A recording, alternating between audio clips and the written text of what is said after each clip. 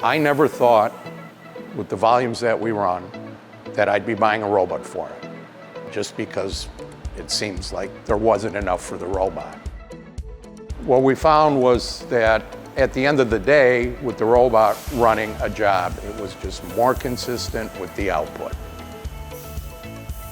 So far, it's been a good experience.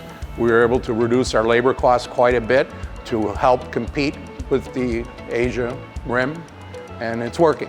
Our customers are happy with our rates, and we're attracting more work because of it. Hi, my name's Darrin. I'm the owner of DSK Enterprises. Been in business since 1993. We're located in Wheeling, Illinois, and we are a job shop.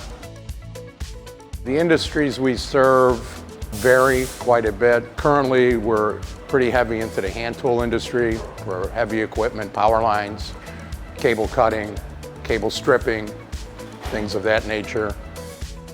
The materials we run vary, everything from titanium to aluminum and all the steels in between. We purchased the VF-2SS. Our customers' demands were increasing. We knew we had to automate. So one of the decisions behind buying the robot was it's very hard to find operators. And we don't really have the type of work we can put somebody who isn't aware of what's going on. So with the robot, it helps us lean the existing staff out by one profit center being unattended. And it works out well, the guys like it. It's a nice break in the day.